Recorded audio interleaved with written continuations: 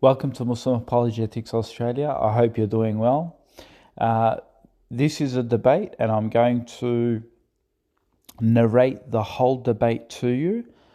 It's on the subject of atheism and Islam, about the belief in God, non-belief in God, basically a dialogue with an atheist. And the reason why I like doing text debates is because it allows you to do enough research and gather material, where if you did a public debate, you're pretty much bound by a time frame, and sometimes if you need to respond, you can't just basically respond right away, because you need either to go and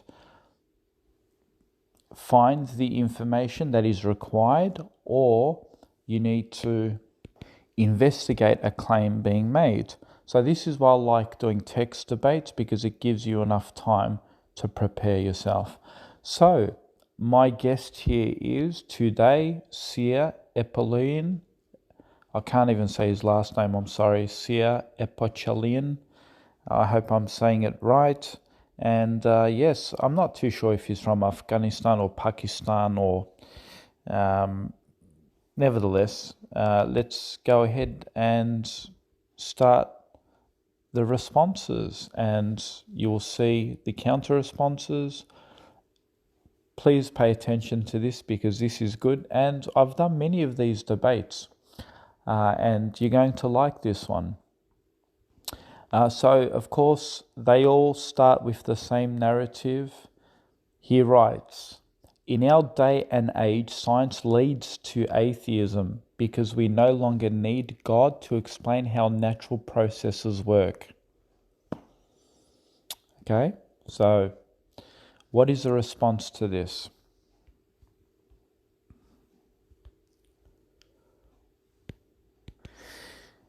You said, and this is my response, you said science leads to atheism. Despite this, the scientific community are divided in their belief and non-belief in God. You can go to Pew Research, which is here, and I'll put a hyperlink below this video, and you can see for yourself the statistics, who believe in God, who don't believe in God. There's even a smaller percentage who don't believe in a God. This is the general public. There's actually more believers in God. But when it comes to scientists, it's pretty divided, 33 to 41. So, when they want to say science leads to the disbelief in God, how do they account for all of the theist scientists who are still theists? They've studied biology, they've studied scientism, and they still believe in God. Surely if science leads to atheism, then it would have been a landslide victory for atheists, and we know this isn't the case. In fact, my own wife herself, she's a scientist. In fact, she shares information with me. For example, you can look at this. It's a scientist that speaks about COVID and speaks about how COVID attacks the lungs. But my wife actually shared this video because she was amazed in seeing how complex our organs work. And when you go to this video, you'll see how the scientist explains how the lungs are like a machine. They have a police military enzyme working for it, and the enzymes have maintenance workers, and then it has an alarm system to send out distress signals when there is a foreign invader, when attacked by a coronavirus. This is the function of the lungs. Amazing. It's like one big programmed organization that has put systems in place for its survival. It's clearly created by a designer God, certainly not random chances. And this is being shared by my wife, who's actually a microbiologist. And she tells me that when she looks at these functions and how these systems work within our body, she says it draws her closer to God, because she says this can't be chance. It's like a factory, you have all of this orchestration going on, engineering going on, programs going on, softwares. You have all of these biological softwares, of course, and the way the cells work, the enzymes work, how it's self-replicating, it copies DNA. It's like a little mini factory that is more complex than anything in the world. So, this can't just be just random chance. Nature got it right. It shows there's a divine will. It's being guided by processes. They follow the Dawkins rhetoric, saying we no longer need God because we can explain how things naturally work. It's interesting because Lawrence Krauss, who's an atheist, he actually said science can't disprove God, right? He's an adamant atheist, right? He's so stubborn, that guy, right? Lawrence Krauss says not even science can disprove God. And I'll put a hyperlink below this video and you can see it for yourself. So for these people to say, because we can understand how the natural world works, this rules out God. That's like saying my iPhone has no intelligent designer because I know how it functions. I mean, that's how silly it is.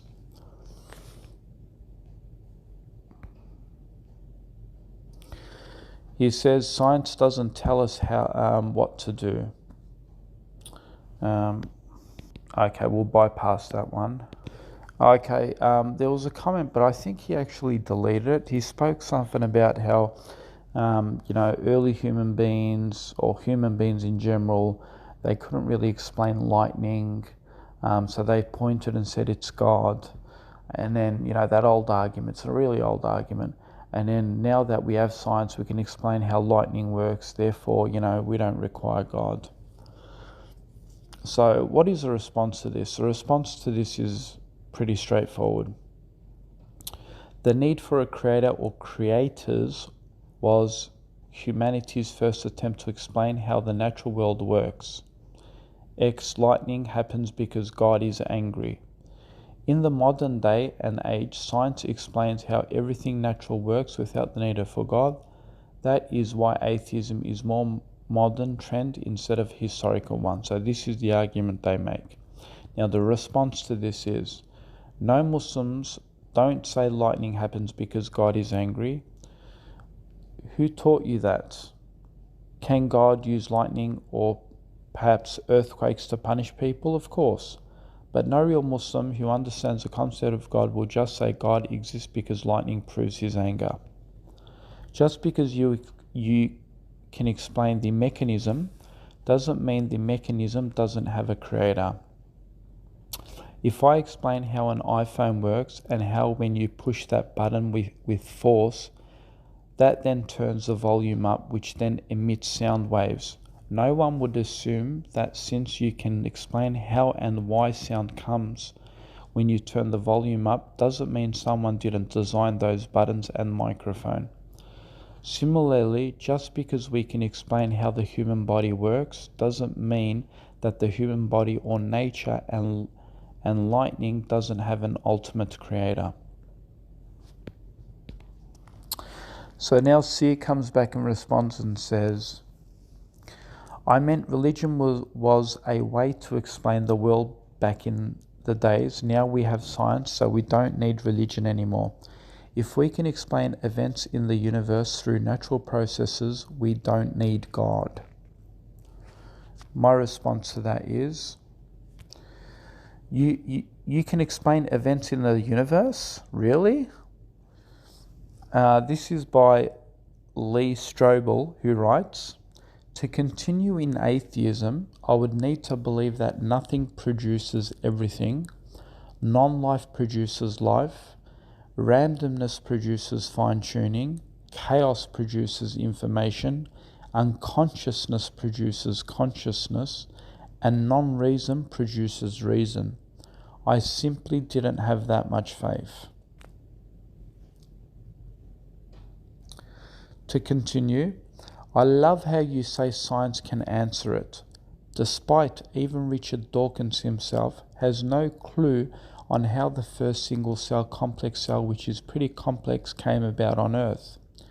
He said it could have come from other alien life.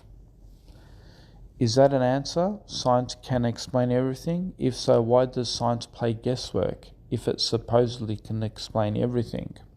You can watch the video here, his interview with Ben Steins. I'll put a hyperlink below this video so you can see for yourself.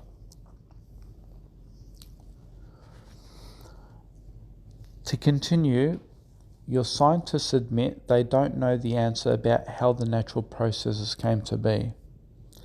If we can explain it, but you can't even be attested by your scientists, despite this, you rule out God. See what the scientists admit.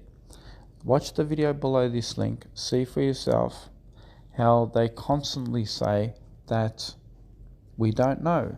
Let's have a listen. I don't believe in a God. Right? However, I don't like the antagonism that occurs or is produced by this question. I mean, what you can say if you're a cosmologist, what you should say is, so we know that the universe was very hot and dense 13.8 billion years ago. We don't know how it got hot and dense. We don't even know, actually, if the universe had a beginning in time. Don't know. So that to me is where the science starts for me with I don't know. Getting more to the point of that question. So I'm not going. So you had a bit of an argument with famous atheist Russell Brand, who's also a comic as well. So there you go. You've got scientists themselves affirming that they don't know. So how does this guy have the audacity to say, you know, we have science that can explain it to us, we can rule out God, when the scientists themselves say they don't know?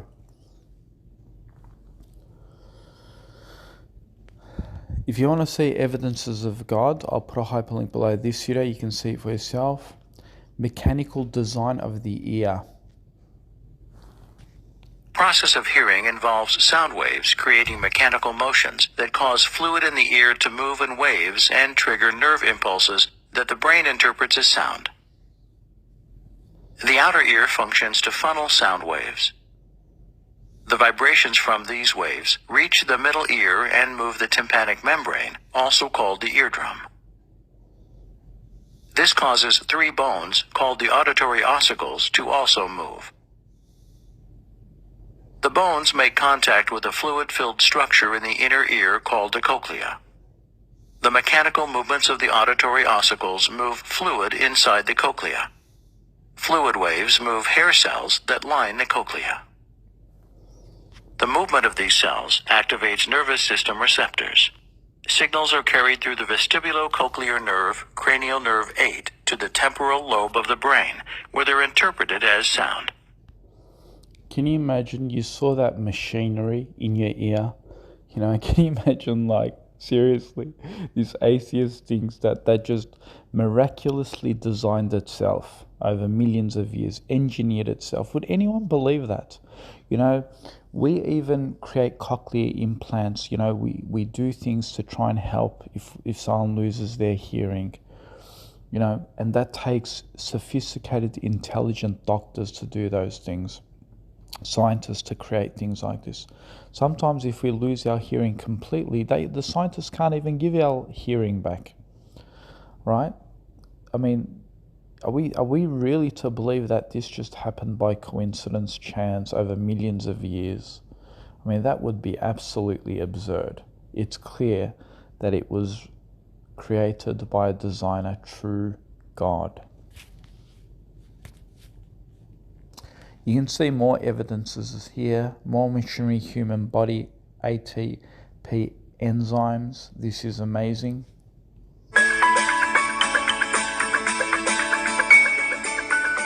This animated sequence shows the ATP synthase enzyme in operation. The animation is based on an incredible series of scientific discoveries. Only the colors show artistic license. ATP, or adenosine triphosphate, is the energy currency of the cell. ATP is produced by a tiny molecular rotary motor, rotating at up to 7,000 RPM. These are so small that 100,000 would fit side by side in a...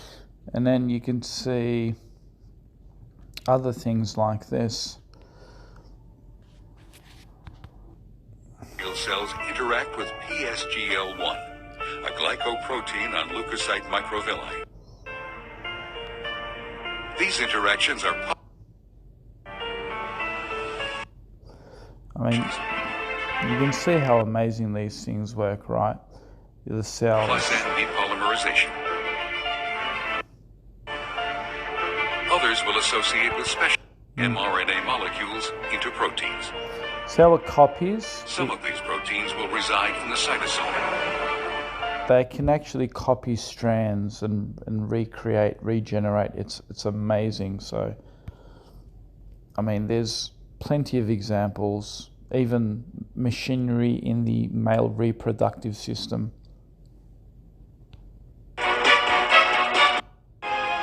The end of the engine is connected to the tail of the sperm. By the engine turns the tail like a propeller and enables the sperm to move swiftly. Since there is an engine in the middle, it will need fuel to make it work. This need has been thought of, and the most productive fuel for the engine, fructose, has been placed in the liquid surrounding the sperm.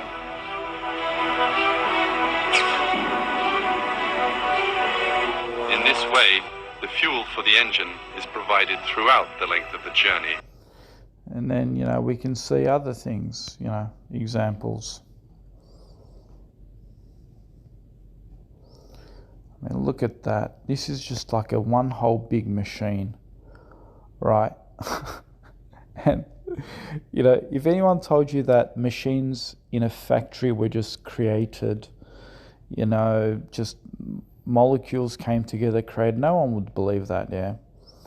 But look at this. It's clear God designed these biological machines, and it's definitely not mere random chances over millions of years.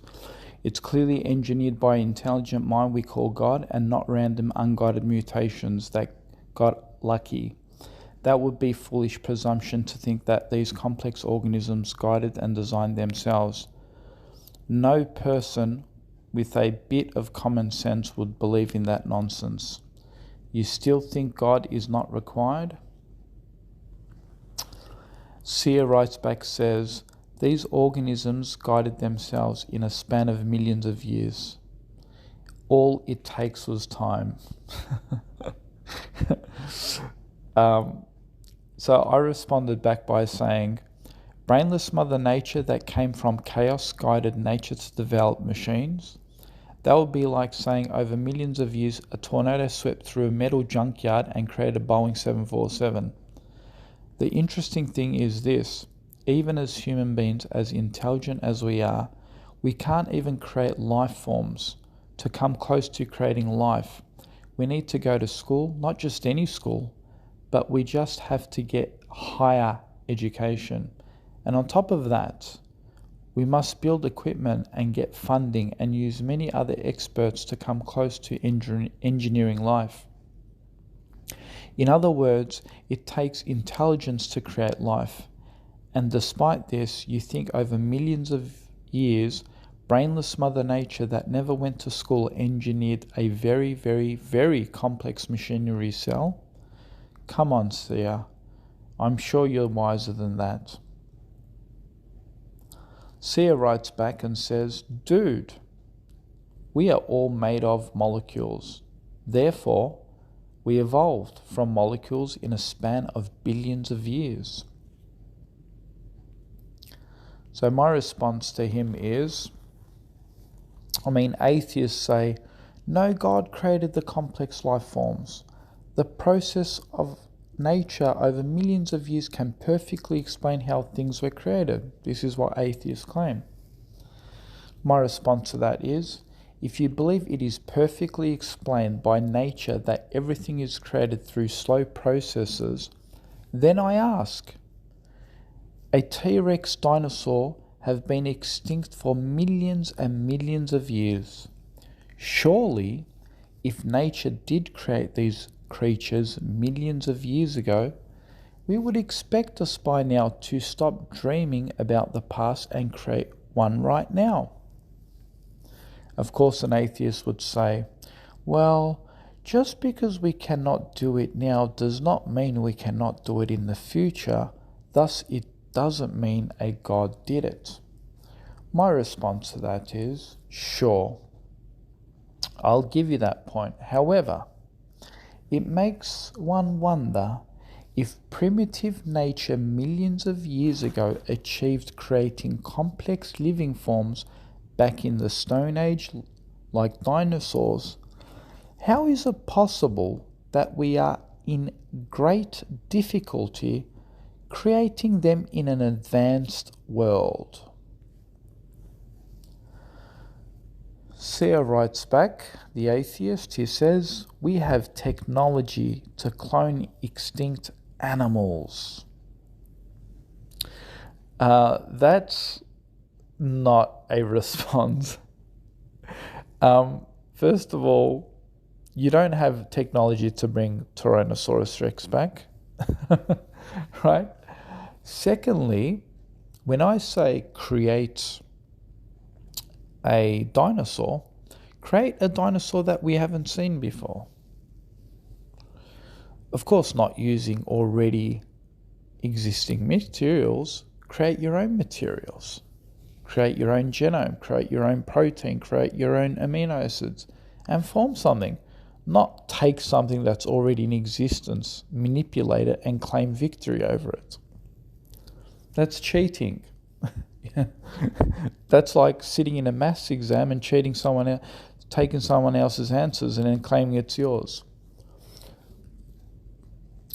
Here's a beautiful diagram I like to share with atheists.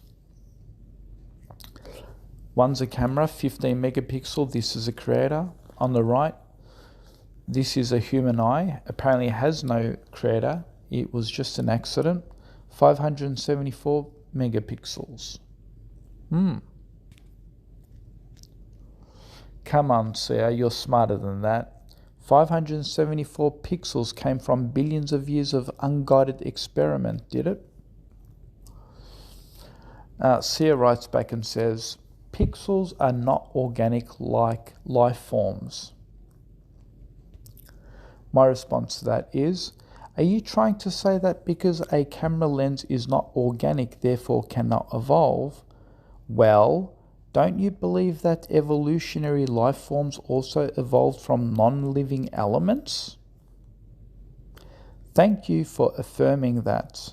You can't believe that non-organic material can evolve. Well, isn't that what they say? That life actually came from non-living elements? Sia writes back and says, I do believe that life forms from organic elements such as carbon, oxygen, hydrogen. My response, you can believe that, but what can not be shown is that from those very early organic material, although amino acids and building blocks can form, there is no data to show they can gradually see them form into a functioning, complex, self-replicating enzyme, which then go on to form living, breathing, running, seeing creatures. As they say, it takes millions of years. In other words, we can't prove that it happens all by itself, but we'll just assume it happened over millions of years. Sia writes back, says, atoms bond with each other, eventually forming self-organizing bonding systems, molecules after billions of years. Do you know how long billions of years is? My response, I like how you say over billions of years. When you never lived that long to see its observation, and if indeed it can all happen based on naturalistic probability. He writes back and says, molecules are very dynamic. They create structure with different shapes, and these structures bond together to form even more complex structures. Their molecules work together as one unit since they bond with other molecules and share electrons. My response: it's very simple. It shouldn't take billions of years. The only reason why it took that long is because there was so many hit and miss scenarios. Surely, though, you can create life, right, under the guidance of intelligence. Why haven't you been able to bring back and grow a baby dinosaur using those very same principles? If nature can do it, why can't you? Or perhaps nature, that never went to school, is more smarter than the greatest scientists of this entire world. Sia writes back saying, if a sperm and ovary molecules can combine to develop a baby in the womb without the need for a god, then life can also evolve in nature without the need of a god. He says, why we can't guide evolution to create life now, right? To some extent we did. We created dogs through breeding from wolves. We selected certain traits in wolves and dogs to create new breeds. Oh my God. Response. He says, if a sperm and ovary molecules can combine to develop a baby into a womb without the need for a god, then life can also evolve in nature without the need for a god. My reply to this is, no, that's nature that did it. That's what we call God. He then says, why we can't. He spoke about breeding dogs, right? That apparently they can breed dogs, and this is their form of creating things. My response is, no, you didn't create life. You genetically modified already existing molecules and then synthesized them with other enzymes, and breeded dogs. In other words, you're just playing around with already existing software. Nice try, man. Sia writes back and says, you have it wrong. Nature is not God. We can explain most things in nature without the need for a God. My response is, if you really can create, then create from those early organic materials, like you mentioned before, carbon, oxygen, hydrogen, your living cell. Then get your cell to create a living creature no one has ever seen before. Surely if this creation is done without the act of God, then you should be able to do it as well. Go on. So I'm challenging him now. He writes back saying, life took billions of years to form, so even if humans attempt to create life, it would take time. We will be able to do that in the future though. So notice before he was trying to say they're already creating, they're cloning and, they're breeding dogs and they're doing this. But now he's admitting that if humans attempted to create life, it would take time. So he concedes they can't.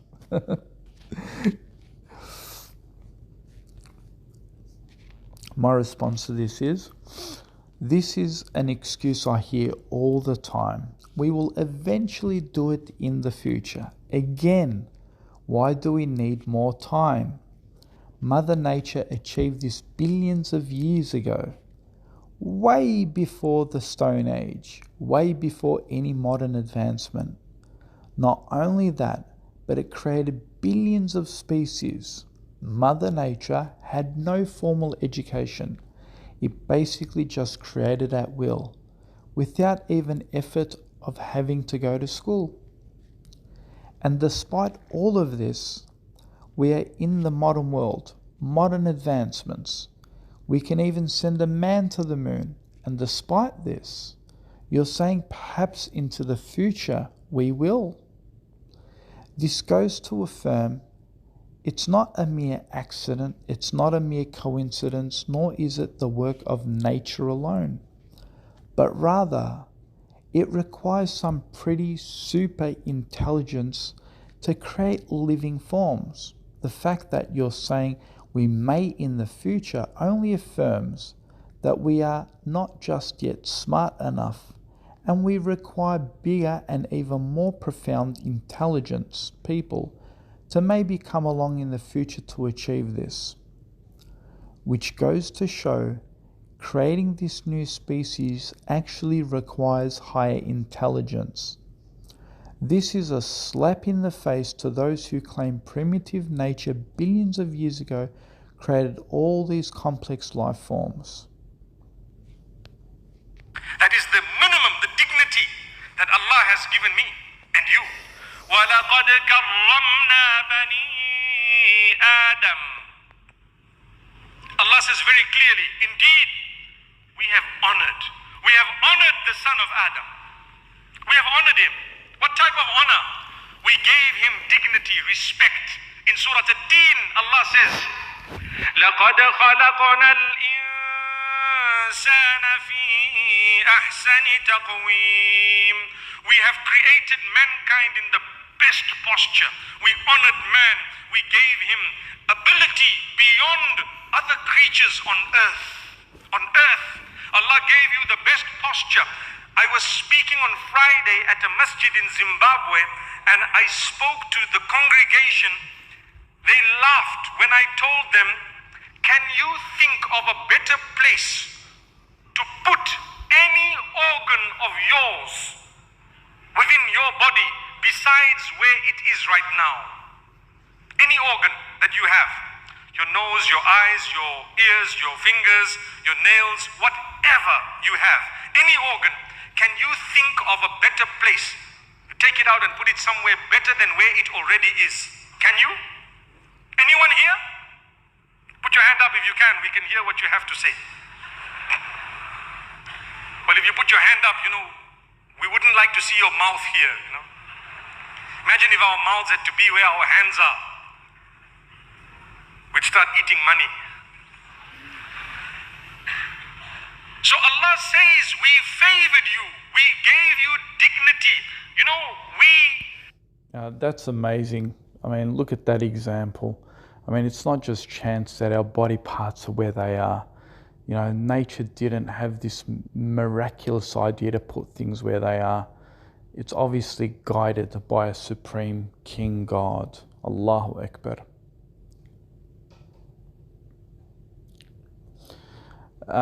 He then posts a article saying scientists are close to creating artificial life. Well, yes, they're not. Well, I already know that link. They're actually borrowing yeast protein from already existing molecules. So that's not really creating anything. An artificial life is far from creating life. Keep trying though. He then writes, natural selection does not require intelligence. That includes the natural selection of molecules that can survive and bond with other molecules. My response to that is, natural selection does not require intelligence. And that's the irony. And despite that, it can create all living forms. But you, on the other hand, require higher intelligence to achieve creating life in the future. The strange thing is this: with all your intelligence, you're unable to compete with a natural selection that requires no intelligence. Irony, hey? He writes back by saying, you are anthropomorphizing nature by giving it a human quality such as intelligence. Nature does not require intelligence because nature is not a thing. Nature is simply the phenomenon of outside an observable world. In this world, complex life can come from the dynamic behavior of trillions of molecules in a span of billions of years. No intelligent designer needed.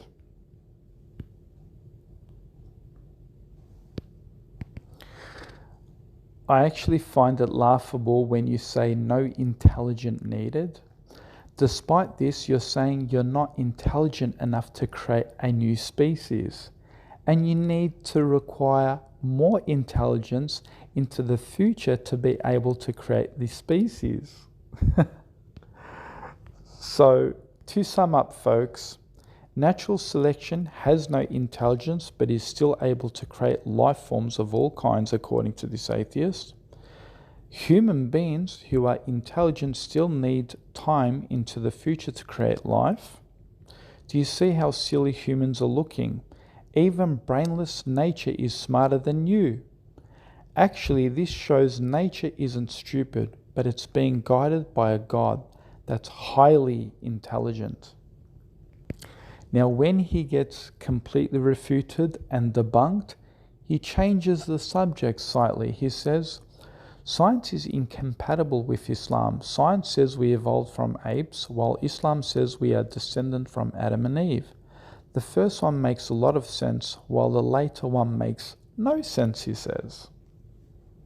So notice when he can't answer the question about, how come we as humans can't create these complex life forms, and millions of years ago, brainless Mother Nature kept getting it right, kept, creating all these complex life forms. He can't answer that question, so he quickly changes it. Science isn't compatible with Islam, and science says we evolved from apes. And actually, this is ludicrous because, first of all, the 5-man ape drawing, that was a bad illustration, doesn't even represent the Darwinian theory. But nevertheless, here is an article, because he says, the manta ape theory makes more sense than the Adam and Eve theory. But here is a hyperlink, and I'll post the hyperlink below this video so you can see it for yourself. This was published in 2018, which is about 3 years ago. It says, listen to this, all humans may be descended from just 2 people, and a catastrophic event almost wiped out all species 100,000 years ago, study suggests. So a study suggests that we are all descended from 2 people, right? Amazing, right? So Allah Alim, God could have created creatures that look like, ape-like creatures that were a little bit similar to human kind of a thingy. He probably created a separate species like that, back, millions of years ago, or hundreds of thousands of years ago, whatever it is, right? And then because that exists, they think, this is now related to a human being. No, Allah could create things differently and uniquely. Allah creates all species different and uniquely, right? So that's it, folks. Clearly debunked, refuted, and they've got no argument. When they get defeated, they then try and change the subject. But yeah, I hope you've enjoyed that. So when I posted the article about the early, that scientists are saying, we would have come from 2 human beings. Sorry, I'm actually continuing because he's actually replied. He writes back, he says, the study has also says, the study's been misunderstood by religious parties who have misinterpreted as challenging evolution theory. I could respond back by saying the author can deny it, but it's them who suggest we came from 2 beings. And then this silly person says, if all humans came from just 2 people, it would have needed a lot of incest and interbreeding to arrive to human population. Today, we know incest and interbreeding leads to genetic problems over time, and that would have caused the human population to go extinct. I find this really, really funny when he says that, because obviously he hasn't trained or learnt about even his own evolutionary theory, because according to their own evolutionary data, it says interbreeding and incest was common among early humans, says a study. It says a tiny toe bone from a Neanderthal woman who lived around 50,000 years ago has shown that several branches of early human interbred before a single group Homo sapien rose to dominate. The bone has provided the final piece to a project launched in 2006. So, even if they want to say, God created Adam and Eve, therefore there was incest, therefore this would have caused destruction of the human race and so forth, well, their own evolutionary theory also believes in interbreeding, incest, which was common in early human forms. So yeah, this guy got completely refuted, owned, and so then my opponent posts a link from indie100.com, which they say that our ancestors knew to avoid incest. This is from Human Race Inbreeding Dangers and Ancestry Neanderthals. However, when we read the article that he posted, from the first link you posted, it quotes, each group was organized around single-sex families where one of the sexes remains locally while the others go to different groups to minimize inbreeding.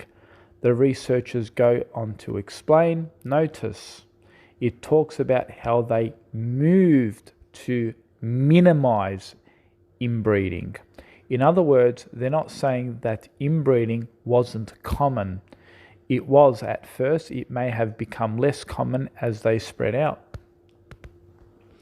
Sear then writes back to say, lineages with inbreeding would have died out due to inheriting diseases that had no cure at the time. The only lineages that survived was that with low inbreeding, and that's how we evolved. Disgust or incest avoidance towards our own families. Those that avoided incest would have greater reproductive success than those that didn't avoid incest. He then goes on to say, as for Adam and Eve, it's impossible that almost 8 billion people are descendant from just 2 people, Adam and Eve. Adam and Eve didn't even have any daughters, they had 2 sons.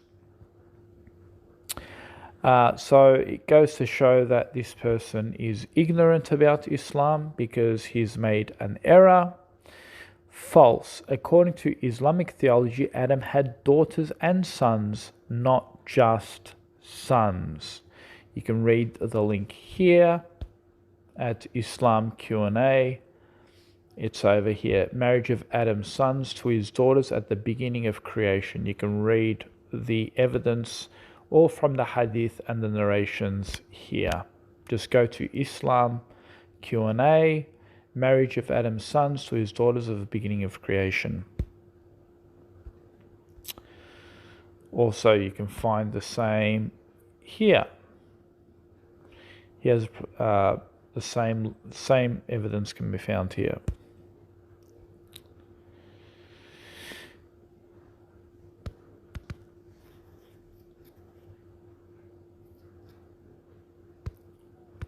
So watch the video here. I'll put the hyperlink below this video and you can see it for yourself. It's done by It's Okay to Be Smart. Are we all related? And here you can clearly see they say that Neanderthals passed on their DNA to us. So Neanderthals practice this. So even if Neanderthals died off, it doesn't mean they didn't pass on their DNA to us. So which goes to prove that it doesn't mean that all ancestral relationships, as he suggests, it's impossible that 8 billion can come from that when apparently all our DNA comes from Neanderthals who heavily practiced incest. Sia writes back and says, no one knows how Neanderthals died out. Even if Adam and Eve had both sons and daughters, the inbreeding between them would have produced too much diseases in the long-term lineage that humanity would have gone extinct.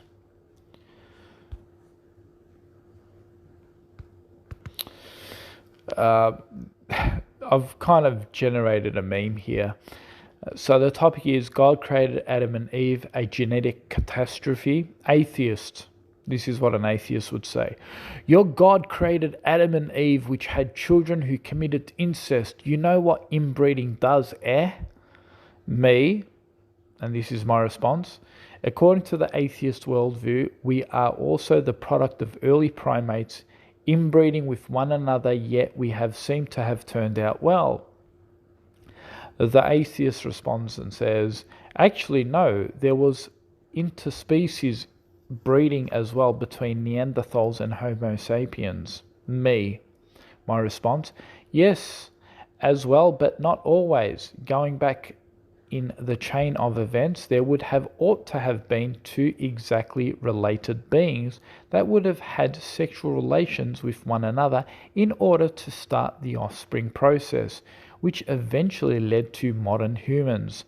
So early incest was necessary, not just in religion, but in atheist worldview.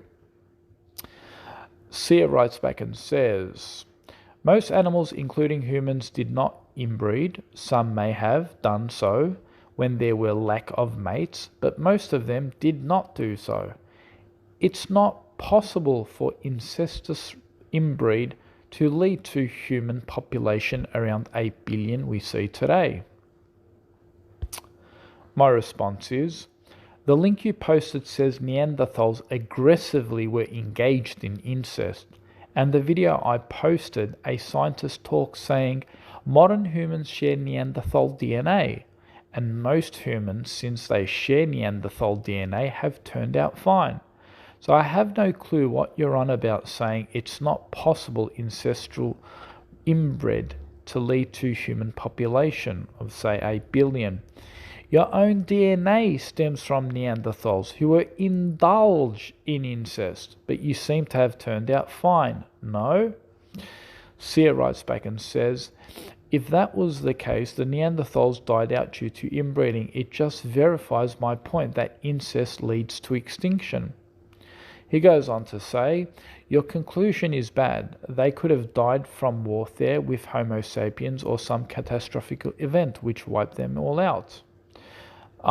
This is what, Ahmed is saying, another Muslim brother, which he makes a valid point. Sia writes back and says, there is a reason most animals avoid inbreeding, otherwise their species would have gone extinct. Ahmed writes back and says, you're flying off topic. Your ancestors at one point had to be inbreeding, otherwise the population cannot grow, even the Neanderthals. Neanderthals are considered your ancestors since every human has a DNA from them. Look at this point. Sia says, when there is enough population and diversity, you don't need inbreeding. There was never one point where there were only 2 humans. Instead, we evolved from a larger population of apes and into the human beings we are today. Let's respond. Sia said, there are no longer need for interbreeding as the population grew large. Well, the same could be said for the ancestry of Prophet Adam. There was no longer inbreeding as the population grew large. In fact, in your theory of evolution, it's worse because your ancestry would have begun engaging in incest between father with daughter or mother with son, while in religion, it's son engaging in intercourse with sister, which is less bad than father and daughter, which is more your case for man's evolution. So one can argue your own genetic history was much more in line with strong case for incest as opposed to Adam's offspring, which pretty much destroys and debunks his point. And then have a look, even according to your theory of evolution, we are all related. All human beings go back to one common mother. This is posted by Ted Ed. Basic maths tells us that all humans share ancestors, but it's amazing how recently those shared ancestors lived. Thanks to genetic data in the 21st century, scientists are discovering that we are all descended from one mother. It says it's okay to be smart, explores our common human ancestry. Sia writes back and says, does it go back to one common father as well, besides the common mother that is being talked about in mitochondrial Eve, who looked like an ape? Did Eve from the Quran also look like an ape? You can see the link here. You can read all about it here. Science confirms how we are all descended from Eve. You can see it here. It's posted by SBS.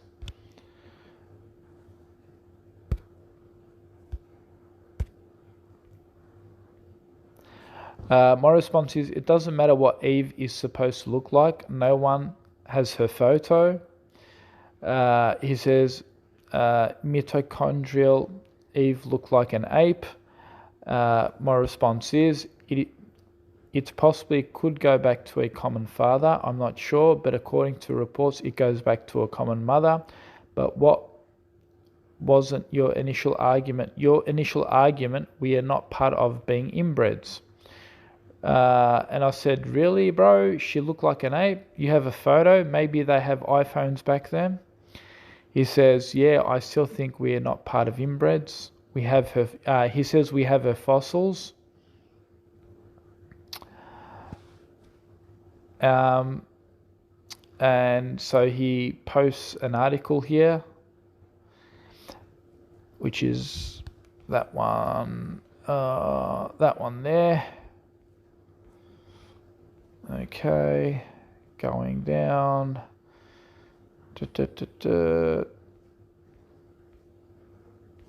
Okay. I wrote back saying, that's a 2018 report. The bottom line is I sent you a 2002 report that disputes it. So what, because he posted an article saying we probably don't go back to one mother. And so I said, that's a 2018 report. The bottom line is I sent you a 2002 report that disputes it. So what we are left with is conjecture at best. Also, good read. All those drawings on fossils are an illusion, even according to atheists. So you know how they turn some fossils into ape-looking images? You can see an article produced by creation.com, an icon of illusion, how these cartoonists start drawing cartoons basically on particular human fossilized specimens in order to portray it to be more ape-like. They've also done similar things with Lucy. Sia writes back and says, can you describe the scientific process used in order to conclude that all humans come from the same mother? I responded back to Sia by saying, I haven't concluded. I'm not the scientists. I posted a link showing scientists have concluded that Eve's theory. If you want to debate them, maybe you should write to them and dispute it with them. You can read more about it here, which is posted on the Science Daily. Mitochondrial Eve, mother of all humans, lived 200,000 years ago.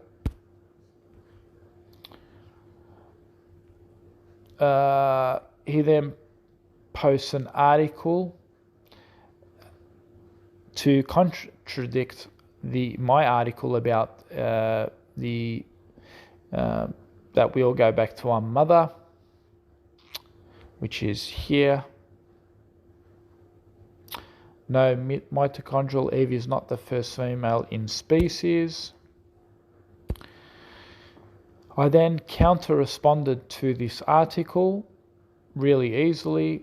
They write, let's have a listen. From the very article you posted, that doesn't mean that there is no other female above her or that lived at the same time as her. Perhaps some of her contemporaries had no surviving children, or they only had sons which wouldn't have passed on their mitochondrial DNA.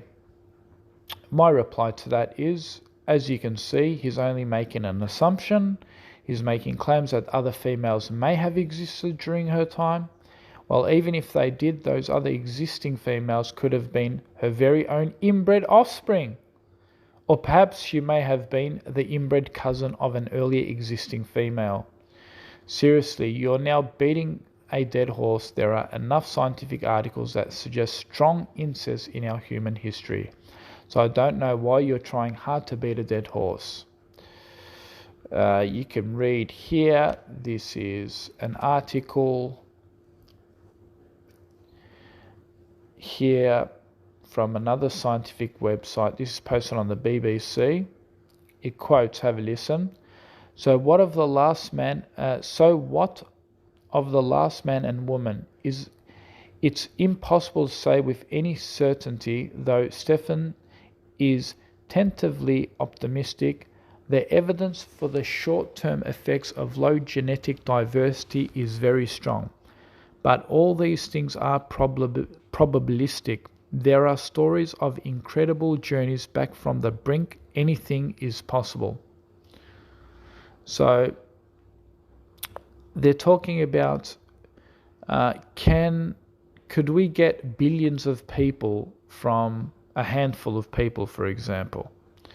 And the scientists are saying it's very probabilistic. You can continue reading here. They say, so what of the last man and woman? Is it impossible to say with any certainty, though? They go on to say, as long as the apocalypse doesn't destroy the foundations of modern civilization, humanity could bounce back surprisingly fast. At the turn of the 20th century, the Hutterite community of North America, which is incidentally highly inbred, achieved the highest levels of population growth ever recorded, doubling every 17 years. It's a tough task, but if each woman had 8 children, we'd be back to 7 billion people and our current population crisis in just 556 years. So there you go. His own science debunks this person.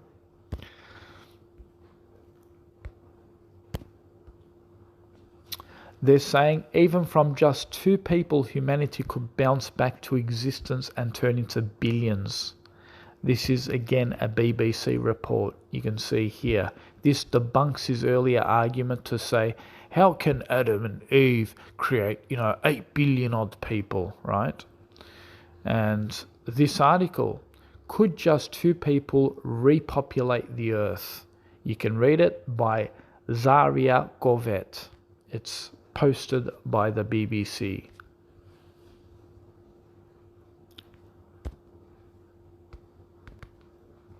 And notice, look, he's getting really emotional when he gets refuted. He says, ha ha ha, are you still defending your incest theory?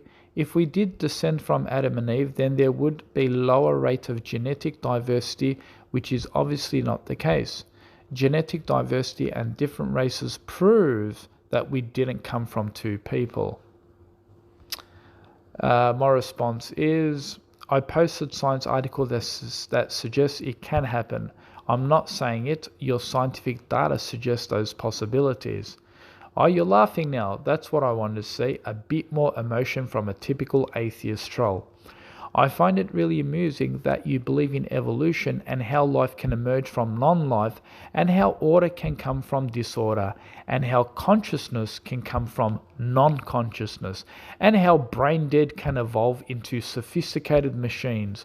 all by misguidance of brainless Mother Nature, and how small bits of bacteria can over millions of years turn into human beings that eventually go and study at Harvard to design machines that can fly to the moon, and how eyes and the sense of smell and your kidneys that filter blood can merely happen by coincidence and chance, but genetic diversity coming from two humans, oh, how irrational that can be. Funny you can't believe in two humans causing genetic diversity that had already diversity genes within them over millions of years of evolution, but the entire planet and all its life forms emerging from stardust is more plausible in your view? Ha ha ha. By the way, revisiting your argument about Muslim history not... Oh, okay, so that's a different point. Now, look at his lie here. He writes back, he says, evolution is not by random chance. It's the natural selective process that the genes of animals that long enough to survive and mate passes on their genes. It's like survival of the fittest. How is that random? So I kind of generated another meme for this one. An atheist says, life did not emerge by accident or lack from a primordial soup and a bolt of lightning. Instead, life itself came about by necessity. It follows from the laws of nature and is as inevitable as rocks rolling downhill. My response: for life to emerge from nature, it ought to have the right conditions. Without the right conditions, we would have never got life to begin with. Waiting for such conditions would be based upon the right conditions of chance and luck. In fact, even our apparent universe is based on chance and luck. If indeed we did not get the right exact speed of expansion right after moments after the Big Bang, the universe we live in would have collapsed in of itself. Without the existence of a universe, we would have never gotten to the formations of life. So yes, it's all chance and luck according to the ungodly worldview. Sear writes back and says, evolution is not chance and luck. It's about adaptation, survival, and passing of genes. This guy sounds like the Pakistan version of Richard Dawkins. I don't know what nationality he is. He looks Pakistani anyway. I said, are you really stupid? How can you say it doesn't have an element of chance and coincidences? Tell me, would evolution happen if it were not the right conditions? Having the right amount of amino acids, having the right amount temperature, having the correct speed of expansion are all part of chance. If these things didn't happen by mere coincidences, we wouldn't get life in the first place. And then you have the mutations that end up being beneficial and some being really bad. Are you suggesting luck has no influence here? How can you ever claim chance is not an element here?